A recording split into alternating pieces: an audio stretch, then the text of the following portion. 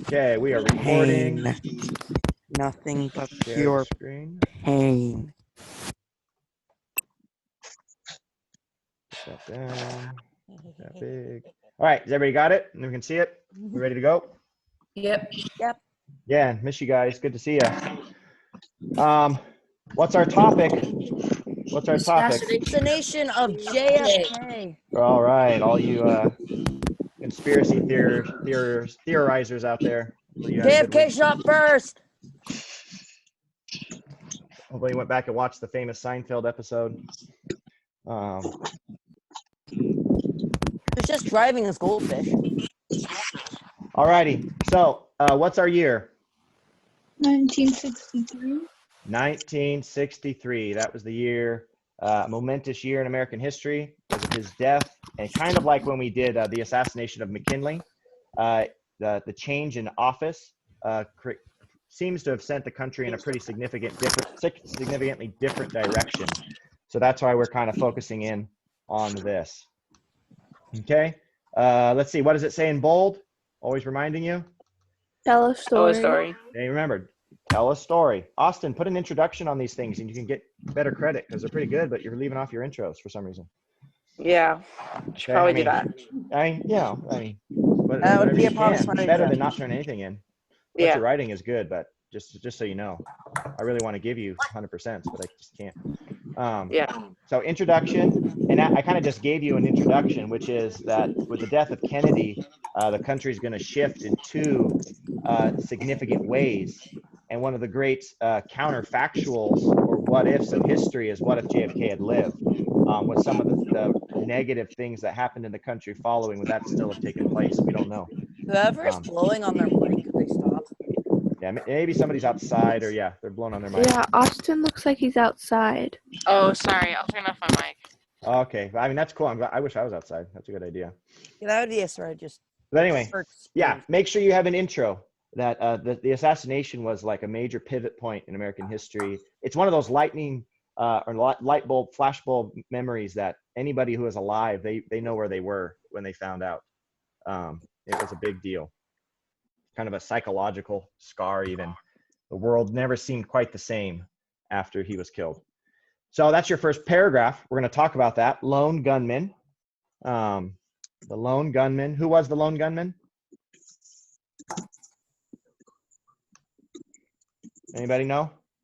Lee. At least according to the Warren report. Yeah, Lee Harvey Oswald. We'll get to that in part B. But that's where we're getting it from. Obviously, people like to dispute that, and it's a pretty fun thing to investigate.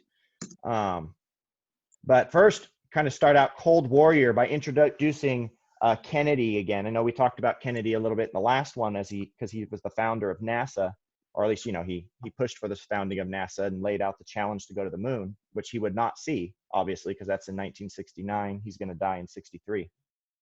But it's his legacy. But his other legacy is, what does it mean that he was a Cold Warrior? He fought in the Cold War in a way of words, I guess. Right. Yeah. Not in the military, though. He was a soldier in World War II. And that's where he got wounded on a PT boat, and he had back problems the rest of his life. But no, he was a Cold Warrior that in his 3 years as president, he fought the Cold War, yes, with his words and his policies. He was very invested in resisting what country was on the opposition of the Cold War? Russia. Yeah, the Soviet Union. Okay, so he was resisting the Soviet Union. He was you could mention, you know, he was the president during the closest we think we've ever gotten to nuclear war, with maybe one other exception that we'll talk about maybe next week. The Cuban Missile Crisis. You guys watched the video on that last week. That was during his presidency. That was a big deal. He's the one who authorized something called the Bay of Pigs invasion. That preceded the Cuban Missile Crisis. Does anybody know what the Bay of Pigs invasion was? Basically, America trained a bunch of Puerto Rican soldiers to fight against the communist regime, but then they kind of backed out the day of because they didn't want the communists to think America helped them, but then they failed really miserably and everybody basically died. Yes, exactly right, except that they were Cubans. Yeah, yep. It's when they tried he tried to overthrow, they tried to overthrow the communist government led by Fidel Castro in Cuba, And yes, so they trained all these Cubans who wanted to fight for their freedom and fight for democracy. But then on the day of the invasion, they kind of chickened out, and America did, and thought it would go too badly, and so they didn't provide air support. And so all the poor Cuban revolutionaries got killed or captured. And that's actually what provoked Cuba to ask Soviet Union for help and start putting missiles on their island. Hey, You don't have to go into all that detail, but anyway, just to know, he was heavily involved in the Cold War. One other incident that you could mention with those two is that he went to Berlin. Why is Berlin the center of the Cold War? I have a quick question. Why is it called Bay of what was it called when they A Bay of Pigs. I think that's the name of a bay as translated on the Cuban island of Cuba. That actually is a good question, Josh, that I haven't confirmed the answer to. If that was the actual geographic name, or for some reason that was like an operational name. I think it's an actual bay, but I could be wrong. What city? He also visited an important city during his few years of presidency, and gave a famous speech. And he said, "Ich bin ein Berliner." I am a Berliner. Yeah, he went to Berlin. Why is Berlin the center of the Cold War? Because that's where the Berlin Wall was, and many people were starving because the Soviet Union was like, I'm not going to feed my people because I'm going to try to make them think that capitalism is good. And if they get better with socialism, then they'll think socialism is good. Well, and that's when people said, were all the people of Berlin starving? not all of them, only the East Berliners. Half of them, yeah. Berlin, I'm mentioning Berlin just to remind it, Berlin was cut in half, with half of it being a free democracy, the other half because the Allies oversaw it, and the other half in the East becoming communist because it was overseen by the Soviet Union. And so it was literally like Korea, a country and a city itself cut in half by the Cold War. And so Kennedy was the first American president to go to that city and basically stand next to the wall and give a speech saying, you know, we're going to stand with you, Berlin. America's going to stand with you and help try to get this wall to fall. And so that's what we mean by he was a Cold Warrior. And you want to just he was engaged in defeating the Soviet Union, and especially with words, with the space race. You could mention the space race too, just if you want to give a list of ways in which he engaged in the Cold War. And so that builds up the context to then November 22nd, 1963, which is the day of his assassination. Where was he killed? He was killed he was in a car. I know. Okay, that. so he was in his limousine. What city, state? Texas. Was it Yep. Austin, Texas? Dallas. So good. Yeah, he was in Dallas. Sorry, Austin, wasn't you? Dallas, Texas. And he was campaigning. He was beginning to campaign for re-election because if you look at the year, presidents are in term for 4 years. He was elected in 1960, so they were getting ready for the next election, and so he was there campaigning. And while he was driving to his next campaign site, or being driven to it in the back of an open-top limousine, with the back brace, so he couldn't duck down. Okay, with a back brace, because as I already mentioned, he's having back problems due to a World War II injury. He wasn't very healthy in a lot of ways. And yeah, then obviously there's 3 shots, at least that have been confirmed. One that hits the sidewalk, one that goes through his throat and into the arm of the governor of Texas in front of him, and then the kill shot that hits him in the back of the head. Supposedly coming from the 6th floor of the Texas Book Depository building, which was behind the limousine, supposedly shot with a bolt-action rifle by Lee Harvey Oswald, Harvey Oswald was an ex-U.S. Marine who had become a Marxist or had become a communist. So his supposed motive was that he basically, because Kennedy's reputation as a Cold Warrior, he was basically opposing him because he was a communist and was on the opposite side, similar to Wilkes Booth being from the South when he went after Lincoln. And so he saw Kennedy as the center of this Cold War and was determined to take him out. Lee Harvey Oswald had actually spent time in Russia. He knew Russian. He was fluent in Russian. Some people hypothesized whether he became a double agent, but all that starts to get into conjecture. So those were the events. Kennedy was taken to the hospital. He lived for a few hours, but then died, and they quickly loaded him on Air Force One, where they began to they swear in the vice president to take his place. It all happened very, very quickly. Succession, who takes his place? Who's the VP and becomes the P? Was it Truman or was he before? Truman's the end of World War II, so nope, Truman's not there. It was the vice president, right? Yep. Anybody know I his know name? it. I know it. Oh, I was it know it. Lyndon B. Johnson? There you go, Lyndon. Yeah, I'm going to type that it just so one, we that get it. Yeah, Lyndon B. Johnson, because he's the center of the rest of the story. So Lyndon B. Johnson takes his place. He was he actually was from Texas, and so there's a famous picture of him being sworn in on Air Force One, right next to Kennedy's wife, Jackie Kennedy, still wearing the dress, covered in the blood, because she was right there next to him. Won't go into all the gory details, but yeah, he is sworn in as president. And again, whenever that happens, it's kind of a momentous time, because usually we pick our VP based on the good politics, not necessarily because that we think they're qualified to be president. Unfortunately, that's actually a mistake. Not that I'm not, and without anyway, it's just important because he's going to do things a little differently than Kennedy, and that's why this succession is important. Particularly the next two things, with his attention to Vietnam and the way he deals with this thing called the Great Society. So that's why this death, although it is, and again, a major shocking moment for the United States, it does seem to really send us off in a slightly different direction and make us wonder what would have happened if this hadn't happened. Okay, any questions on that first point? No. Okay, so let's then talk about Vietnam, the only war, up to this point at least, that the United States has ever lost.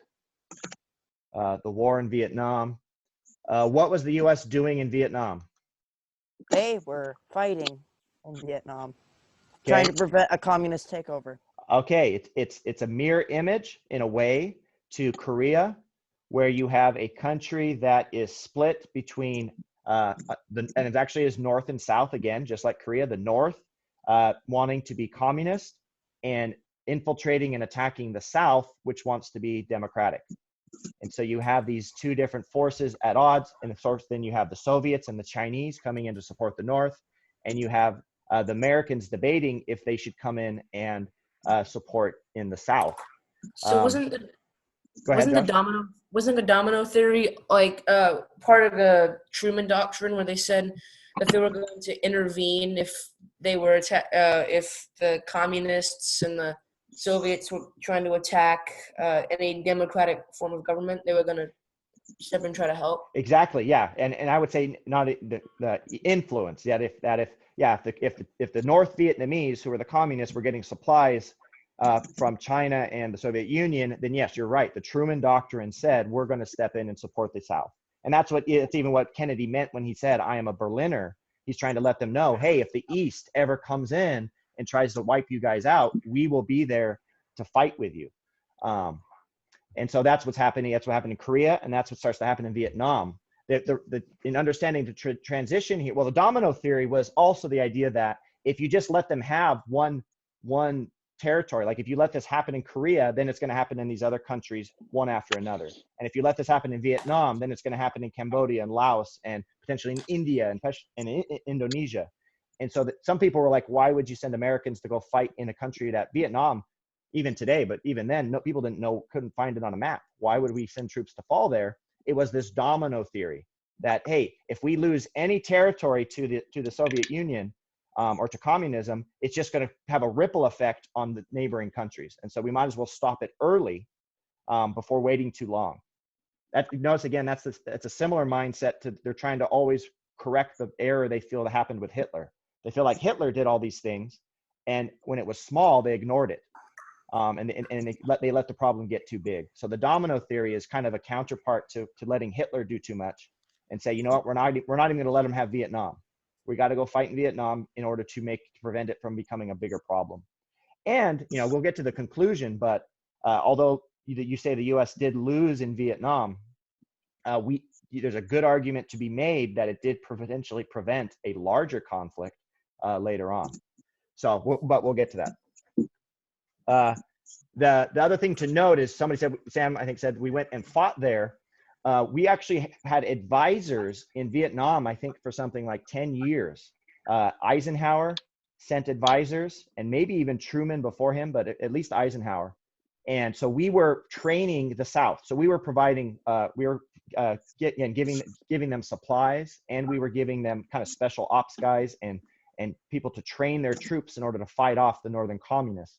The big thing that happens is once Kennedy dies and Johnson becomes president, he makes the decision that a lot of people say Kennedy would not have, but we'll never know.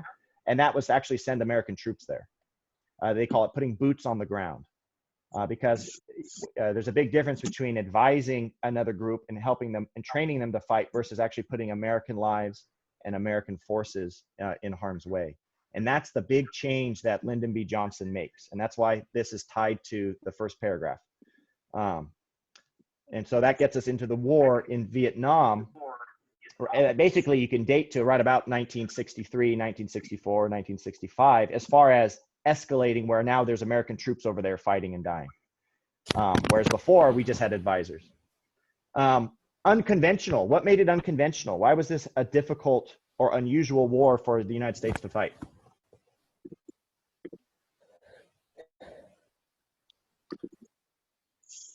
What made it so difficult for the U.S. forces in Vietnam? They couldn't like use bombs because a lot of it was just forest, and they were rebuilding everything like super fast. Okay, yeah. That's one all, thing is the jungle. The jungle made it incredibly difficult, and that one thing that really allows America to dominate since World War II was air superiority. And air superiority is definitely limited when you have this incredibly thick jungle canopies and you have an enemy hidden below that canopy, and you can only have so much of an effect with your aerial bombing. So it really neutralized a lot of America's air superiority. And so that's one big one. What else? I know because the Vietnamese knew the land better than the American troops, and also the popular news turned the tide of America against the Vietnam troops, and because they were killing children who were basically killing troops. Well, we'll get to that. Yep, we're going to talk about the media specifically in the third point. But what you said there was one what was the first thing you said? You said their troops. Yeah. Well, they were fighting for their homeland. They were extremely motivated. Really, a lot of times people call the leader of they were called the Viet Cong. You know, make sure their leader was a guy named Ho Chi Minh. They call him the George Washington of Vietnam because he had the same strategy as George Washington, which was we actually can't defeat the Americans in open combat, but we can last longer than them. We can harass them. We can frustrate them. And we can wait for them to, decide that this isn't worth it to go home, which is kind of what happened to the British under Washington. And that's kind of in a nutshell, the North Vietnamese strategy was that this is our home. We're not going anywhere. The Americans, it's costing them a lot of money, a lot of lives to be here. And eventually they're going to grow tired of doing this. The other thing was they were not a traditional army in uniform. It wasn't like, hey, there's the German soldiers. Hey, there's the Japanese soldiers. It was, hey, there's a Vietnamese person. Are they neutral civilian? Are they with the South? Or are they an actual Viet Cong soldier? There was no way of knowing. And so we call that an insurgency. An insurgency, which is similar when you get to talk about the war in Iraq. But that's where you're just with the population and you don't know who's an enemy and who isn't. And when you talk about, Sam brings up the idea, these situations where innocent people, even children, were killed. That's what happens when you get an insurgency and you don't know if the woman walking up to you is bringing you, rice or supplies, or if she's carrying a grenade and is going to blow you up. And so you do have some bad situations of troops getting so frustrated with knowing who the enemy is and watching their friends get killed when they weren't suspecting they were with the enemy, that there's actually a terrible crime, a thing called the My Lai massacre, where they wiped out a whole village of innocent people, at least a lot of innocent people, because they just didn't know who they were fighting. And that's a huge psychological toll if you're sent to fight and you don't know who you're fighting, who the enemy is. They also were experts at ambush. They were experts at what we call this guerrilla warfare. You just strike quickly and disappear. And so it's very frustrating when the U.S. has been geared up to fight conventional warfare against the Germans, against the Japanese, even the Koreans, that now all of a sudden they're fighting this elusive army that they can't recognize in a jungle, expert booby traps. It was very, very difficult. The U.S. wasn't kind of prepared to fight that kind of war very well. So it was very, very difficult. And then the last thing to talk about, what made it very difficult, was the media. Is that this is the first televised war. In World War II, no American back home saw a dead U.S. troop until like soldier until like 1943, when Time magazine, or maybe it was Life magazine, published a picture of dead troops on a beach in the Pacific. And people were like, oh my goodness. And that actually almost had an unnerving effect on people. Now, during Vietnam, they call it the war that America watched at dinner, because you'd sit down for dinner and you'd have this new thing called television in your home, and you could see live broadcasts, or at least living color video footage of American soldiers fighting, American soldiers getting ambushed, and American soldiers getting killed. And so that has a really incredible psychological toll when you're seeing the fighting without context, without an explanation from the generals of why those people are dying, of a better idea of what the overall strategy is. You just see these young 17, 18-year-old, 19-year-old, 20-year-old kids getting killed, and you're trying to decide, is this worth it? Why are these precious kids dying over in the jungles of Vietnam? So how did we eventually win? Like how did we combat that, or did we win at all? So no. So this is the one war the United States, in a sense, very real sense, loses, and we're going to completely finish the story next week when we talk about Nixon, because this war spans into his presidency. Lyndon B. Johnson is so despondent over how the war is going, he does not run for his second term. He decides, I don't want to be president because this has been hell. Being president during this war, it's been so difficult. It's gone so poorly. People have gotten so angry and turned against it that I don't want to even run again. So that's a big thing about the media, is they really turned public opinion against the war.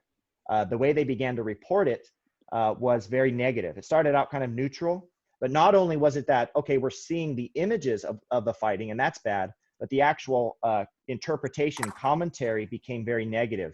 You might want to mention the Tet Offensive, or you should mention the Tet Offensive, because it's a perfect example of this. The Viet Cong fought kind of in a, like I said, guerrilla style warfare. They avoided open battle. Any open traditional battle, the American soldiers won. The American soldiers never lost a battle. They were ambushed. They lost lives. I think we lose something about 50,000 men in the whole war. I mean, the Viet Cong losses are multiples of that. But again, you have this psychological fact that you're not really eliminating the enemy. They're just hanging out, waiting for you to get tired. And anyway, so this Tet Offensive was the one time that the Viet Cong kind of masterminded this amazing surprise attack. And it included something like 12, maybe even 22 different cities around Vietnam. And on the exact day, at the exact time, they launched these attacks outside of the jungle and into these cities. And it caught the Americans completely by surprise. And so the media, that's what they report. Oh, America says that everything's going so well, and now all of a sudden the enemy has pulled off this amazing surprise attack, and it's just an embarrassment, and the U.S. is losing, and it's horrible, and it was just extremely demoralizing. And even Lyndon B. Johnson is watching it be covered, and there's a famous news anchor at the time, a guy named Walter Cronkite, and Cronkite's criticizing this and saying how bad America's doing. And Lyndon B. Johnson goes, well, if this leader of the media, if I don't have his support anymore, I don't have the support of the average American anymore. They don't believe in this war. Now, the tragic thing of that is it was wrong. Yes, the Viet Cong pulled off this amazing surprise attack, but the Americans actually win this battle. And more Viet Cong are killed during the Tet Offensive than in any other time of the war, any single battle. The U.S. actually gains territory. It goes on the offensive and breaks a lot of the strength of the Viet Cong. The generals on the ground were actually very encouraged after it, because for the first time, the enemy had come out of the jungles and dared to face them. And when they did, the American forces smashed them pretty good. But back home, the people who are voting for the war, the Congress that is paying for the war, is completely discouraged because of the way the media is telling the story.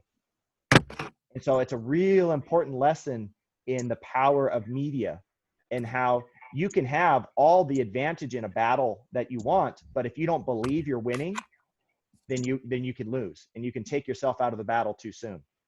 And that's really, that's kind of the story of Vietnam, is that, and that's why the media is a crucial piece of this, that the way they Why were we represented fighting it. Vietnam in the first place? Like, why? The domino theory, the domino theory, that they were afraid that if the Soviet Union was going to support the Viet Cong and have a complete communist takeover of the country, if we didn't come in and support the democratic side, then they would go ahead and do it in another country and another country and another country and another country. And so it is a question of, should we fight them now, or should we just wait till they're bigger and stronger and fight them later? Because the communist vision is world domination. The Communist Manifesto talks about world domination. It will not stop until the whole world is communist. And so they said, we're going to have to, if we don't fight in Vietnam, we're going to end up fighting, somewhere else in Europe. So that's how they got it started. And it was Lyndon Johnson who, again, first put troops there.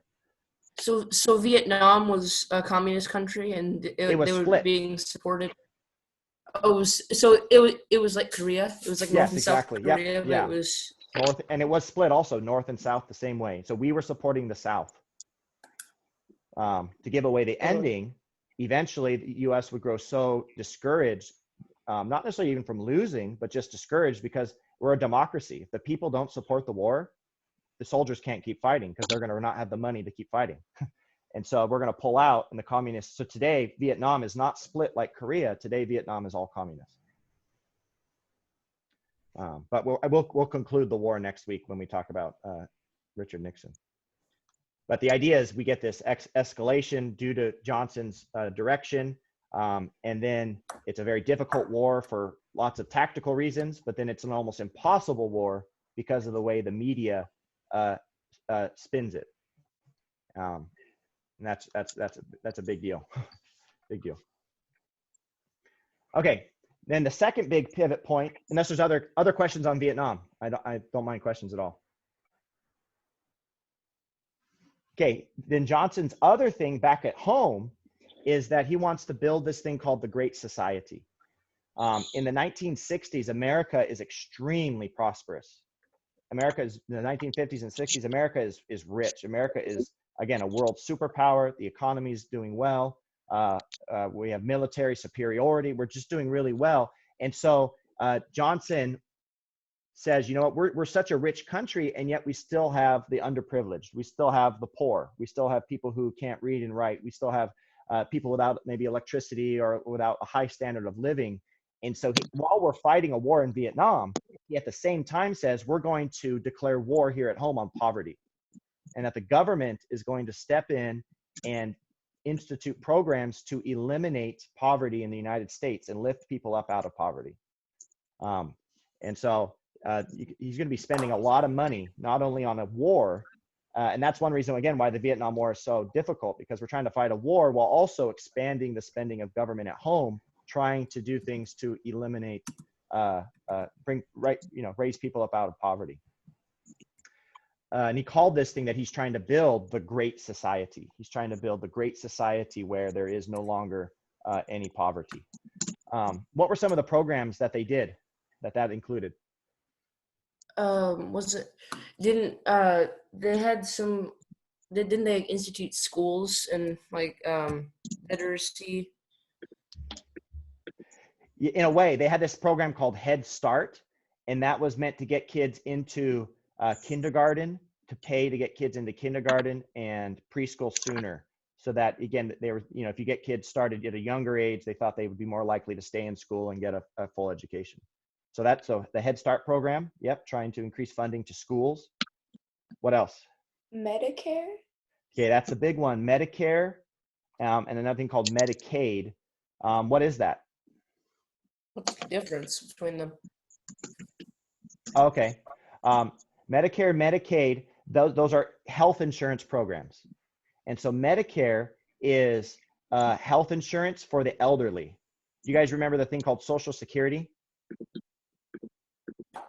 Social Security was during the Great Depression, and that was retirement for people over 65 who they thought, well, you're not working anymore. and so now we're going to support you by giving you retirement funds.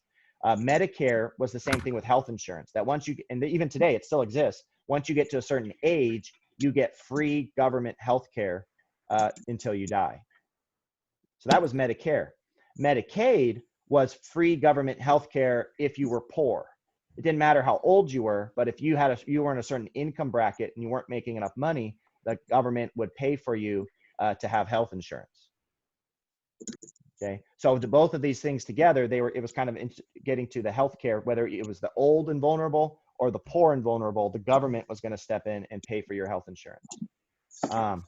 Today, I think it's something like 50, maybe 40, but a huge, the most, our government spends more money on, more than anything else, it spends money on those two programs, Medicare and Medicaid.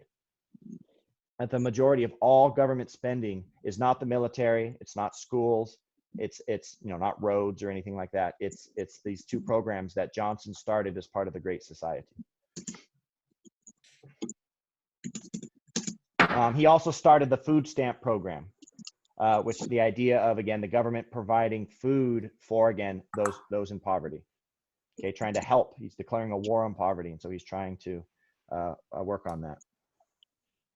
Okay, so all of these means that now the idea, the philosophy behind the Great Society is that with such a rich, powerful country, the government should be able to step in and grow in power and help people. This is a big rewriting of the original relationship between the US government and the citizen that kind of started with the Great Depression and the New Deal, where now people say, no, it's the government's job to come in and fix these problems through these programs like Medicare, like Head Start, like food stamps and things like that. The idea that the government should take care of the people, whereas the founders originally said, no, the government is just there to preserve people's rights so that they can then just live their lives to the best of their abilities.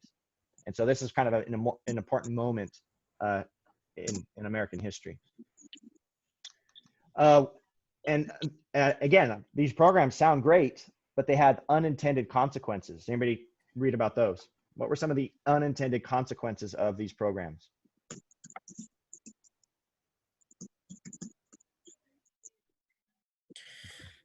Because he's trying to help people. Johnson was trying to help people. Go ahead.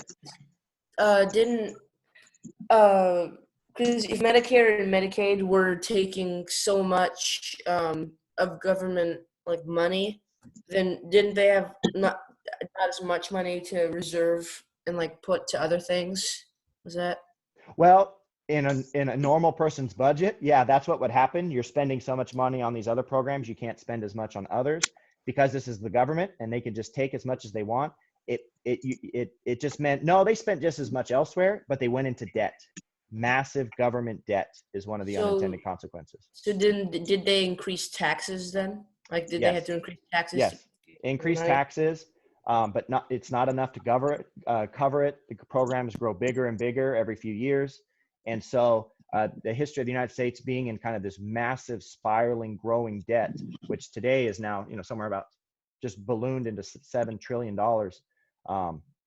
begins with this. So they're very expensive, and even the rise in taxes doesn't completely cover it. What else? There's another important unintended consequence. Sorry, I just have a question. Yeah. Is that how the government gains their money, just raises taxes and stuff? Yeah, because they don't make anything. They can either raise taxes or they can raise tariffs, which means other countries that want to sell stuff in our country, we charge them extra to the government. It's like a tax on them. So either taxes on businesses, taxes on people, or taxes on other countries. So by the end of this coronavirus thing, all the taxes are going to go up? They could.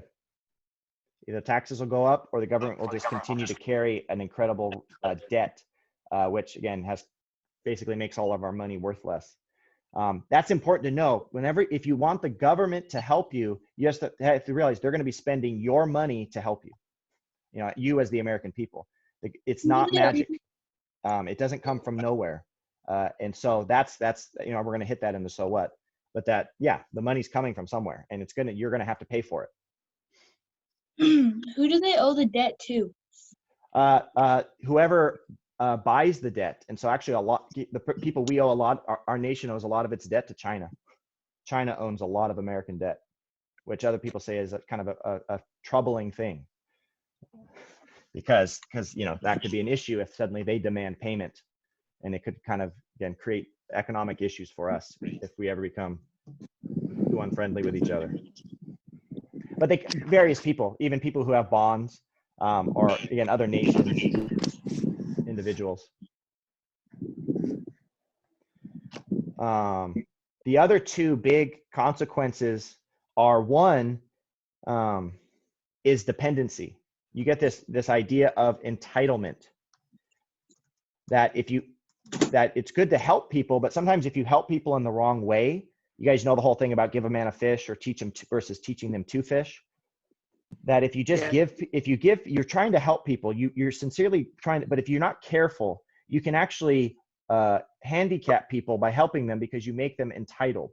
They think they now deserve the help. They now think they deserve the tutoring. They now deserve the extra credit. They now deserve the government help. And that makes them dependent. So rather than realizing they need to go out and deal with their issues, their difficulties, which are very real, they now think, well, no, someone's going to take care of me. And so you get this entitlement and dependency on this. I get into this a lot with more the high school level, but if you actually look at people talk about, there is a poverty issue among African Americans in the United States, but that issue did not exist prior to the Great Society nearly as much. Africans had higher levels of marriage, higher levels of strong families, and higher levels of employment, even under Jim Crow. People think, oh, slavery is the reason that African Americans are doing so poorly economically, at least compared to whites. Actually, it starts in the 1960s with these programs, because they're some of the main recipients of this help. And it kind of creates this, what we're talking about, issue within the culture. And a lot of them never get this ability to fish versus just taking the fish. And it's not exclusive to African Americans at all. But again, these inequalities, that we were trying to help the inequality, but it actually makes the inequality worse, because the people who get dependent on this help actually grow weaker than if the help hadn't necessarily been given. And so that's an important thing for government to consider, and everybody to consider when you're trying to help somebody.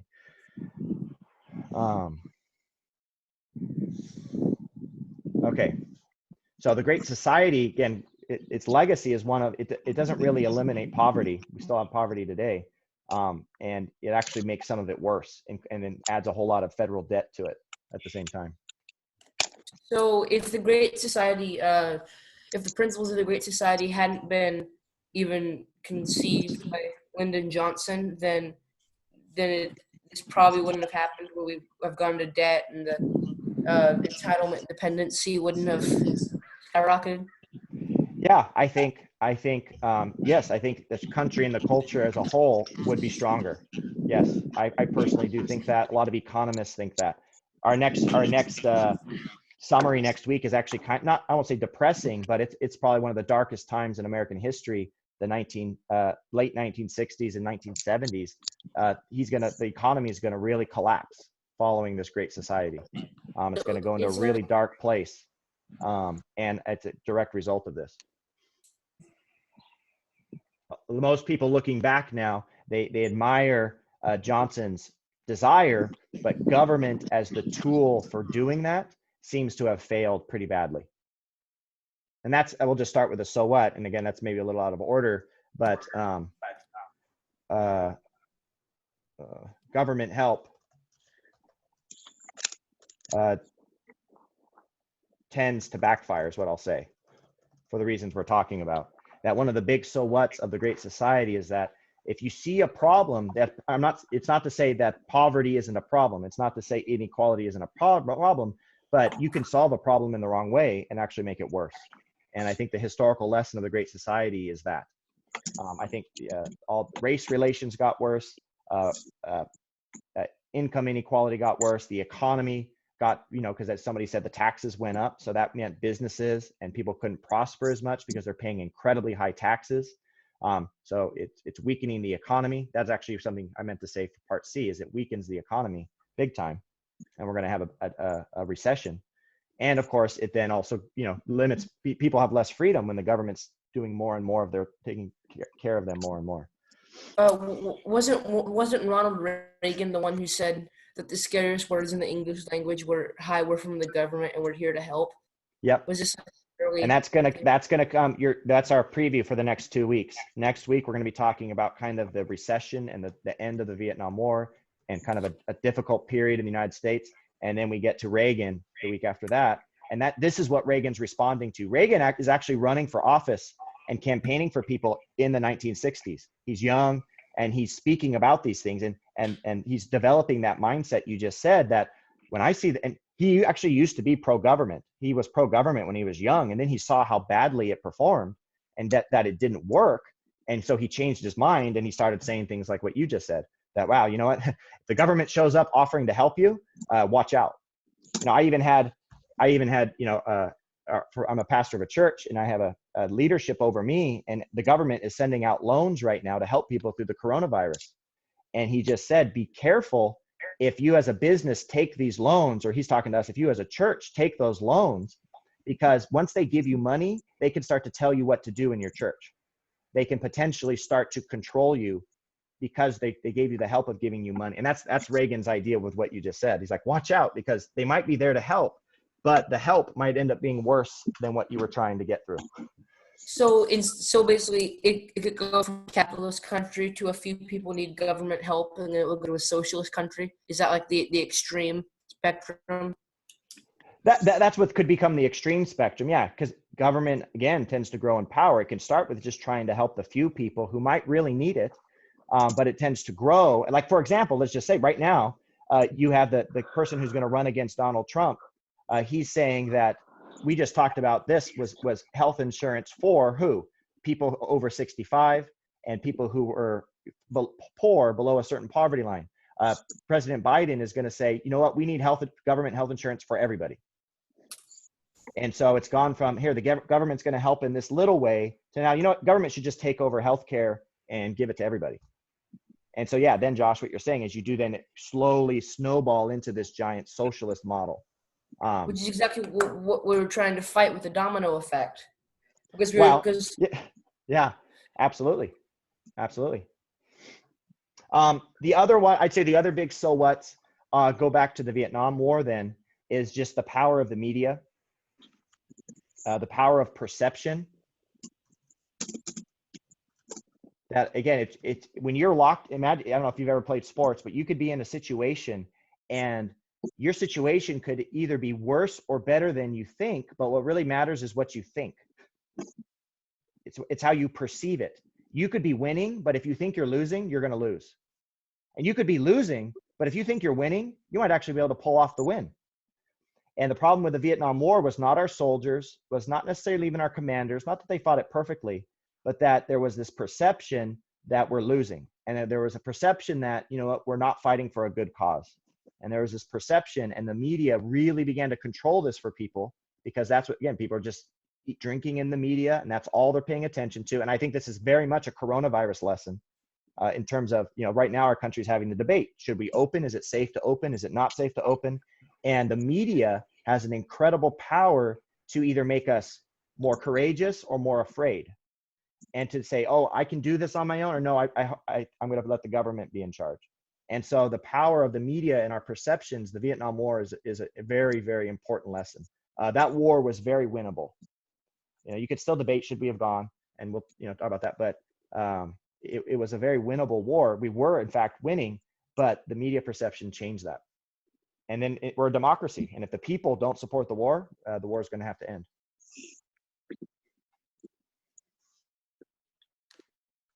Okay. And you could put in there, if you want, also, if I personally, and a lot of people today think the domino theory was correct, that although we're going to lose the Vietnam War, we very likely saved some other countries. We showed China and the Soviet Union that if they wanted to keep doing this, it was going to come at a high cost. and that they weren't just going to be able to go after country after country after country and take them. They're going to have to fight for every single one.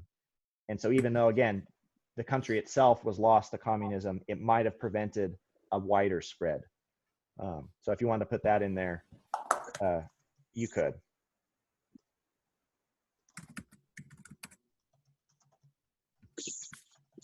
Kind of the broader success of Vietnam.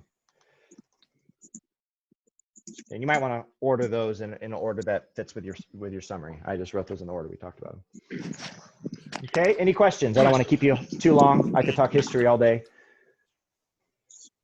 So you know how in the first paragraph, how we were talking about the guy who shot Truman? Shot Kennedy? Kennedy? Yeah. Yeah. You said there was 3 bullets. What did the third one hit? Because one hit the vice president. And yeah, then... so a lot of people believe that the first shot, they found chipped sidewalk chipped, and a guy got cut in the face by flying a cement. And that actually, they think that was the first shot. They think his first shot was wide. The second one, again, was the throat, and the third one was the head. And if you watch the Zapruder film, which we do in high school, I wasn't going to assign it because it is pretty graphic. But if you watch the Zapruder film of it, you can kind of see people react to potentially the first shot, and then you see him react to the second and third shot, obviously.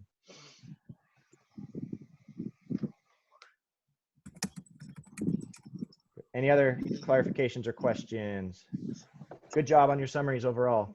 Good job doing all this in general. I know it's a brave new world we're all getting through.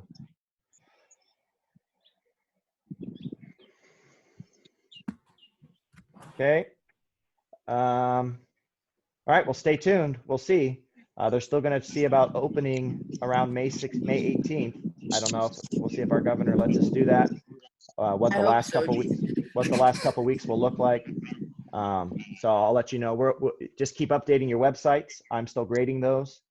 And you will have, we'll have just the final checkup kind of at the end of the month once we get there. But just keep, as you write your summaries, just keep updating those.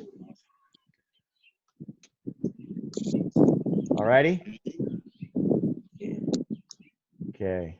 Well, nice to see you, Brianna. Good to see you, Josh. Glad you got a computer. Yeah. Excited for you. Kenzie, Eric, Russell, Emma. I don't know if I said hi to you, Emma. Nice to see you, Emma. If you're there listening and not just somewhere else. Ooh, Joey. All right, guys. Take care. I'll let you go. Peace out. Happy Friday. Do something fun this weekend. Get outside. All right. Bye, everyone. All right. Bye, guys. Bye. Miss your hats, Brianna. Nice to see you're still wearing them.